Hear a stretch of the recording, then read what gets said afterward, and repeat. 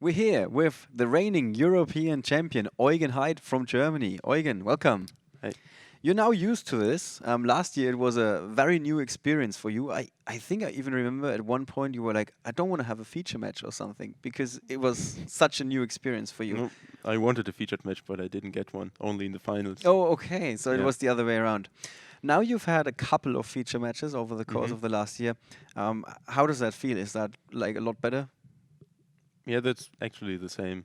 No, only that I can read my featured matches and maybe see mistakes. Or Okay, okay. So you see as an advantage for yourself. yeah, Okay. And did you ever feel that an opponent would get nervous in the feature match, so you get even more of an advantage? maybe I don't know. Okay. So I have to admit, I didn't even know you before the last year's event. Mhm. I knew some of your friends were speaking highly of you, and they said, "Hey, Eugen is going to win something," and I was like, "Okay," but I hear that very often. And now you're like one of the household names in the European Yu-Gi-Oh community. Um, did a lot of other guys come up to you and say, "Hey, you're Eugen Heidt, you're the reigning European champion," Yeah, in the last year, Mm. a few people come to me and and write at Facebook and something like that. okay, and what are the questions? Do they want you to help them out? Yeah, to help them out, often to tell them how to play Mermail, Okay, even now. even now. Mermail isn't good anymore, Okay, but and then yeah. you tell them that Mermail Yeah, isn't. I just say Mammal isn't good now. Play Necros. Okay, and what do they say then? Nothing. Well, Okay. thank you. Okay. Yeah, I thought maybe some of them are disappointed there. Like you should still be rooting for Mermail. It's the deck that got you the title. It wasn't a one-time thing. It wasn't a fluke victory. You had another great performance right after the European Championship, Yep. and then yet another one. It was quite the year for you. What events did you do well? It was Bochum. Madrid, third place, and Bochum, second place. Yeah. And did you mind that you didn't win these events? That you I, only ended up in third and second place? I was sad, but You, it was okay. it was okay. Yeah. And was that again changing something that people are like, oh, okay, he is the real deal. He can do well from event to event. Yeah, it was okay to top two more events, so the people don't think I'm a one-hit wonder. Mm. Okay. And now that this year is basically coming to a close with this year's European Championship, do you think that your streak is over or that you continue to go strong? Well, I try to win again, or at least to qualify again for the World Championship. Okay. Speaking of the World Championship, that is a very unique experience. Yeah, Everybody keeps telling me that. How did you do at the World Championship? I did 1-4. Okay, so not your most successful tournament of the No. year, but you still want to go there again. Yeah, it's a great experience, and if you were there, you want to go again. And it's even kind of hard to describe to somebody else because what is so different about the World Championship? I don't know. It's hard to say.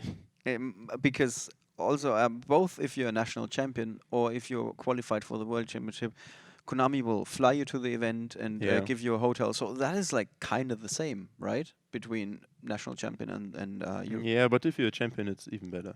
You prepared for the event, of course. Yeah. What changed compared to the last few events, especially after the North American Continental Championship?